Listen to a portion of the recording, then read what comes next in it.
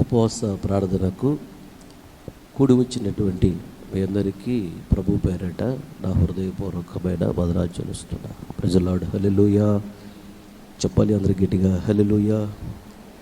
ఈ సందర్భంలో ఒక వాక్య భాగాన్ని మనము చదువుకొని కొద్ది మాటలు ధ్యానించుకొని ఇక్కడి నుండి ఆశీర్వాదకరంగా వెళదాము.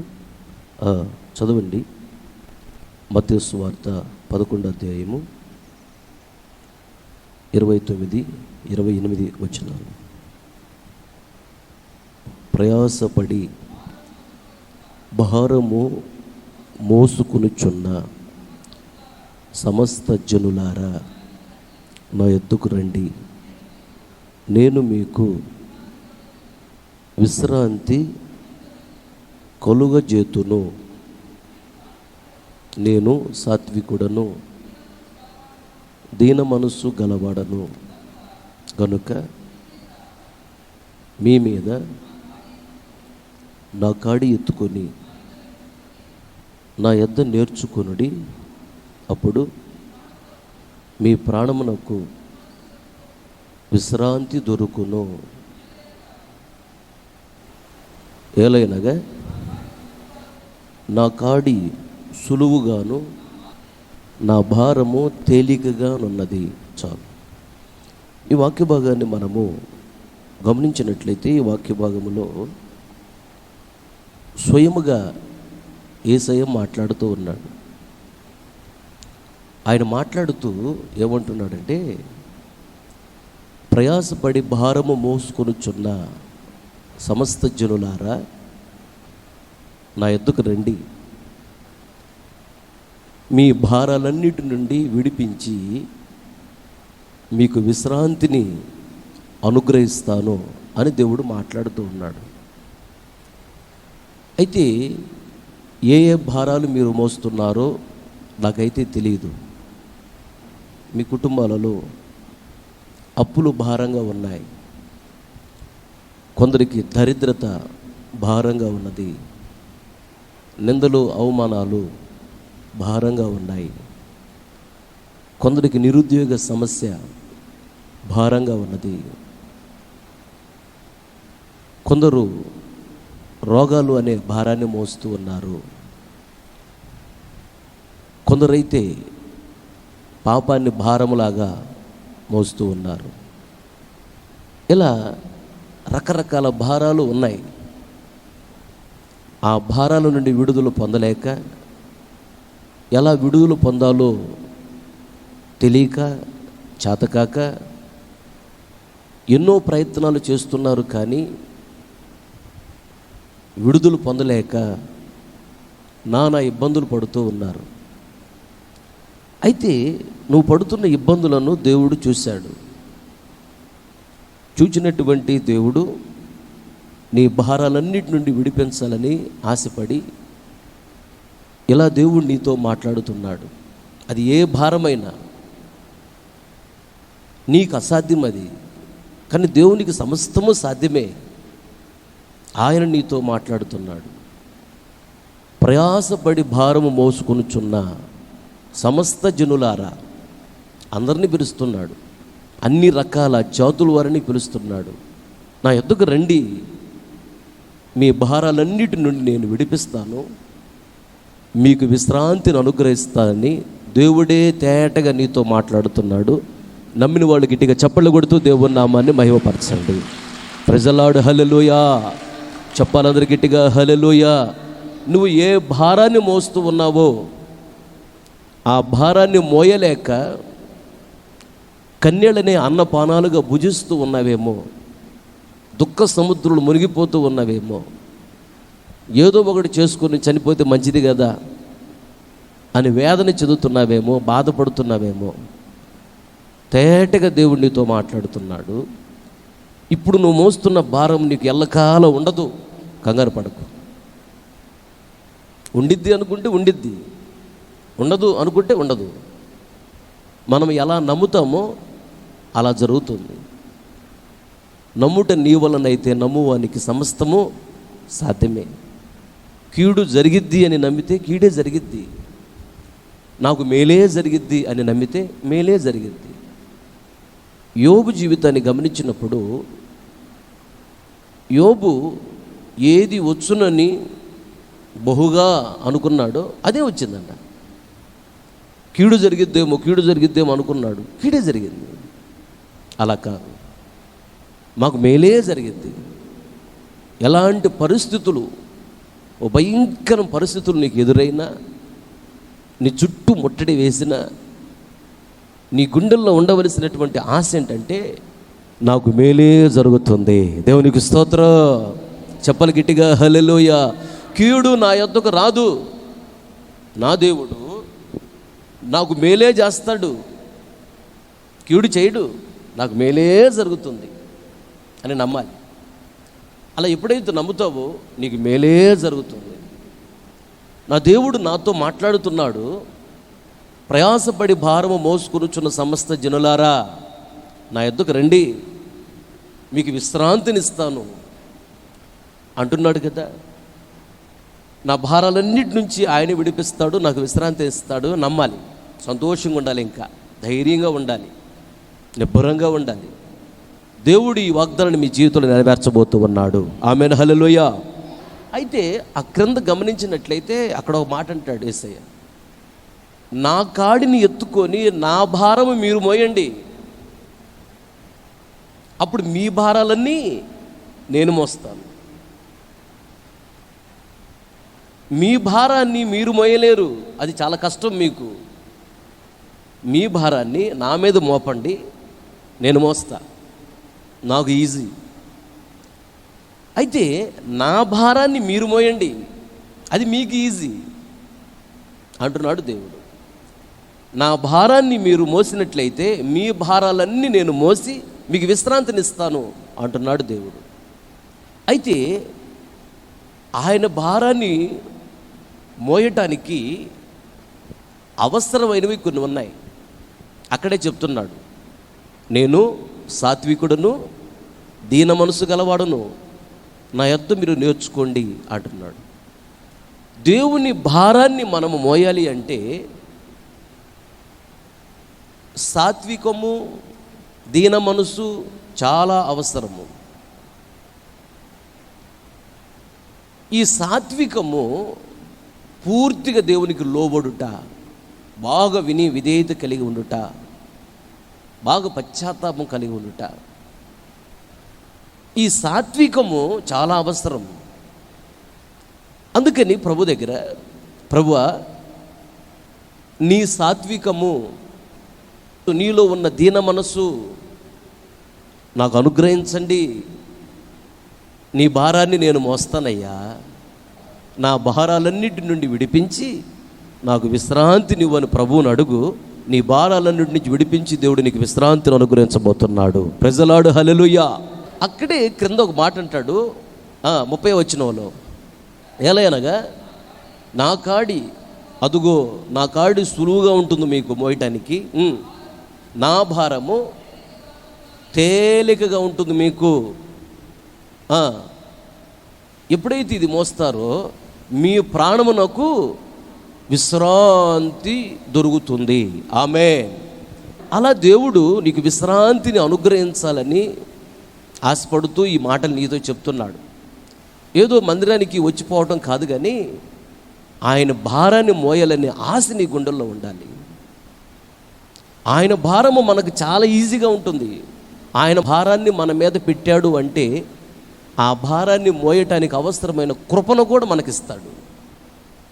కనుక మనకి ఈజీ, మనకి ఇబ్బందే ఉండదు.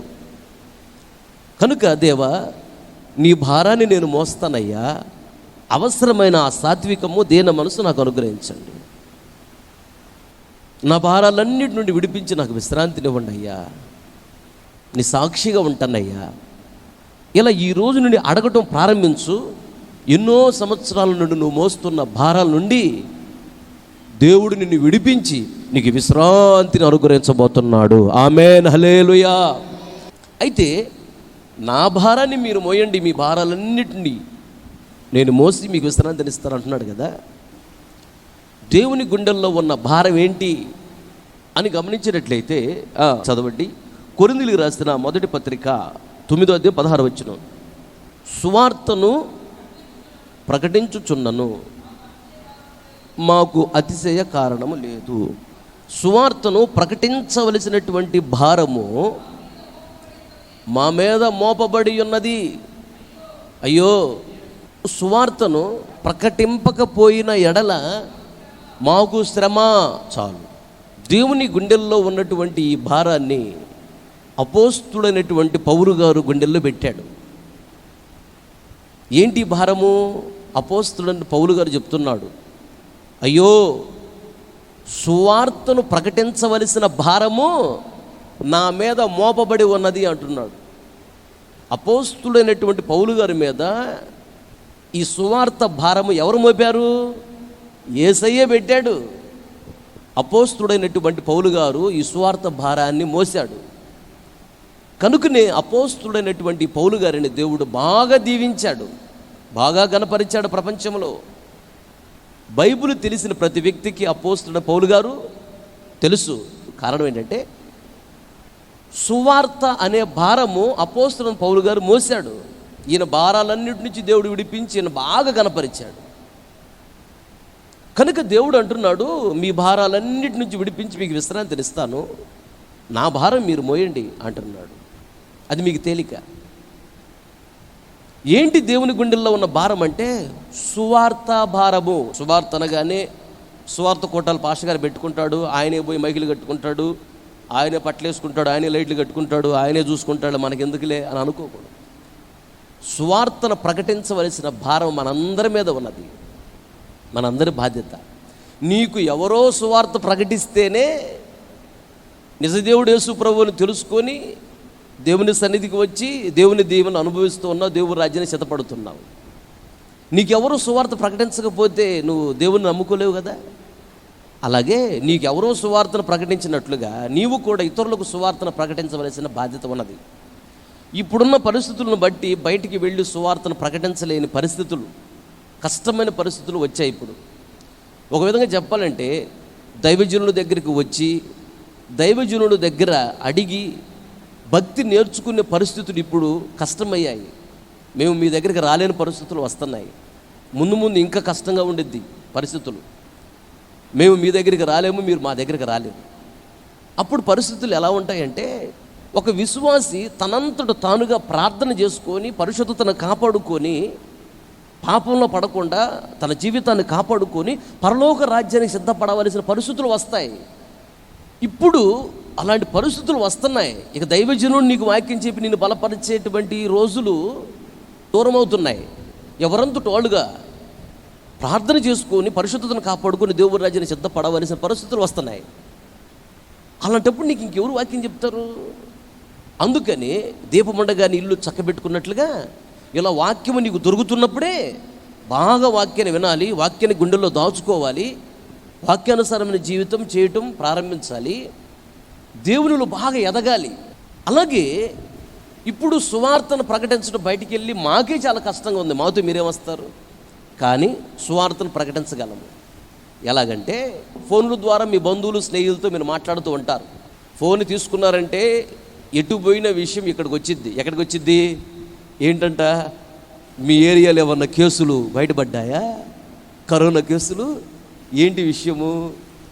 ఇది కంపల్సరీగా వచ్చింది ఫోన్లో మాట్లాడేటప్పుడు.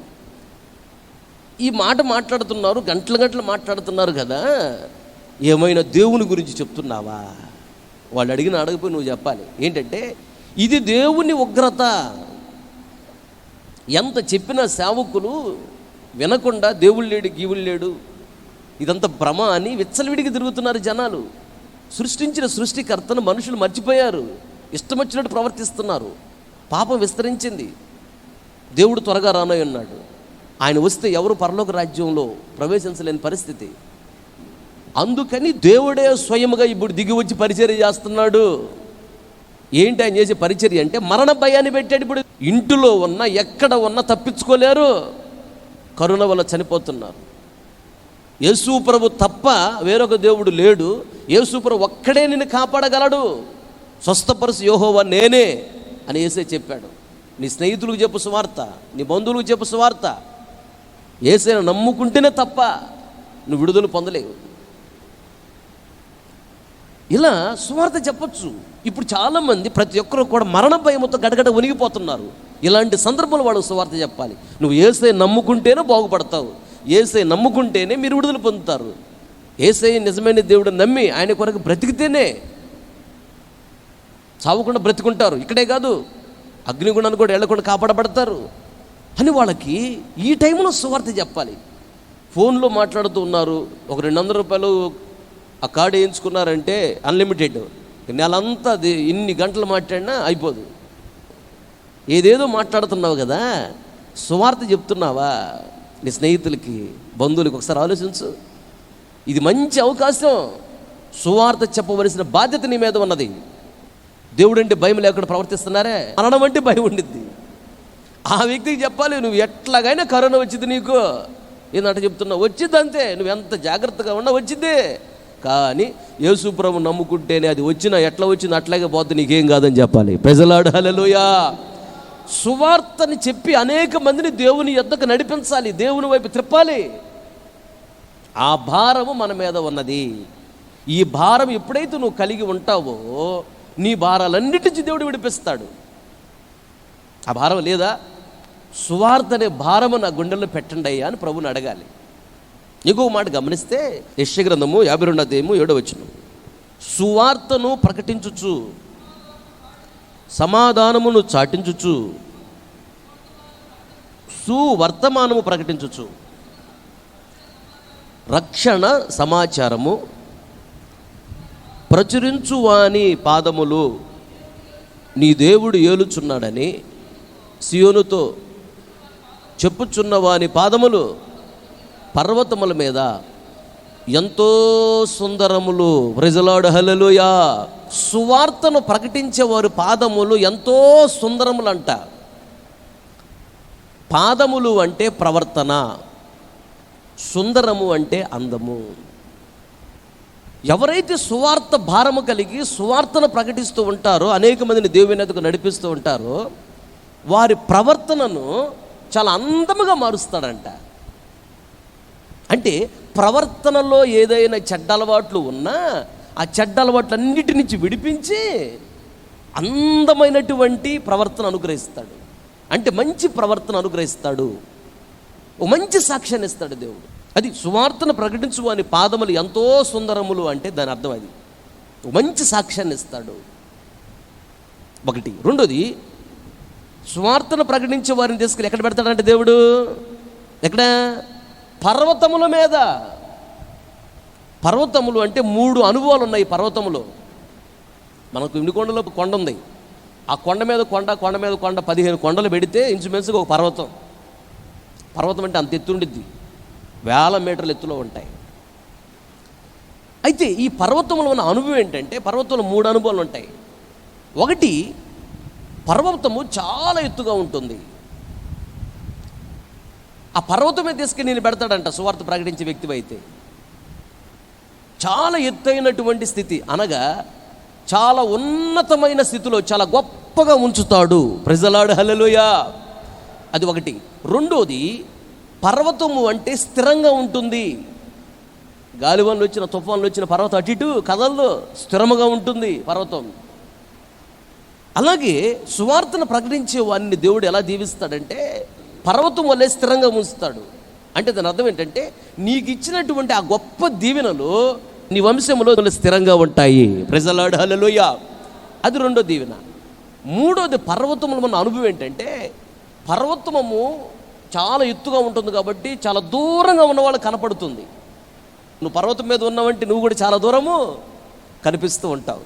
అంటే దేవుడు నీకు ఇచ్చిన దీవెన, దేవుడు నీకు ఇచ్చిన మంచి సాక్ష్యము, దేవుడు నీకు ఇచ్చినటువంటి ఆ యొక్క ఆధిక్యత, ఔన్నత్యము, ఆ గొప్పతనము, ఆ మంచి పేరు చాలా దూరము కనపడుతుంది. గట్టిగా చెప్పలు కొడుతూ దేవుని మహిమపరచండి. ప్రజలాడు హల్లెలూయా. సువార్త భారము కలిగి సువార్తను ప్రకటించే వాళ్ళు ఇలా దీవించబడతారు. ఆ భారం కలిగి ఉండాలి. ఈరోజు కనీసం ఒక్కరికైనా నేను సువార్త చెప్పానా అని.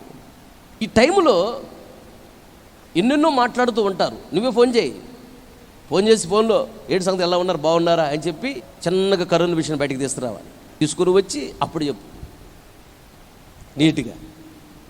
ఇలా యేసు ప్రభు నమ్ముకున్న వాళ్ళు కరోనా వచ్చిందంటే భార్య భర్తలకి యూట్యూబ్లో పెట్టారు. ఒక ఫ్యామిలీ వాళ్ళు యేసు ప్రభు నమ్ముకున్న వాళ్ళు భార్య భర్తలు, వాళ్ళకు ఒక పాప ఉంది, యవనస్తులే. కరోనా వచ్చింది, టెస్ట్ చేయించుకుంటూ కరోనా అని తెలిసింది. వాళ్ళకి రోజు బాగా బైబిల్ చదువుకుంటూ బాగా ప్రార్థన చేసుకుంటూ కథ వేడి నీళ్ళు అయ్యి తాగుతూ చిన్న చిన్న చిట్కాలు చేసుకుంటూ ఉన్నారా. కొంతకాలం చేసిన తర్వాత 10-15 రోజుల తర్వాత వెళ్ళి టెస్ట్ చేస్తే ఇద్దరికి నెగిటివ్ అని వచ్చింది. వాడి చిన్న పాపకు కూడా పాజిటివ్, అమ్మాయికి కూడా నెగిటివ్ వచ్చింది. బ్రతికి బయటపడ్డారు. వాళ్ళు హాస్పిటల్కి వెళ్ళలేదు.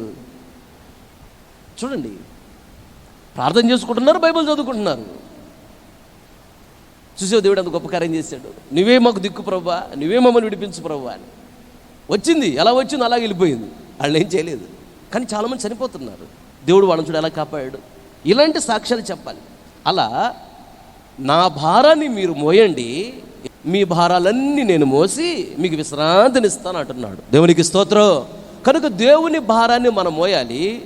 దేవుని భారం మోస్తే ఎలాంటి దీవెనలు వస్తాయి కూడా చెప్పాడు.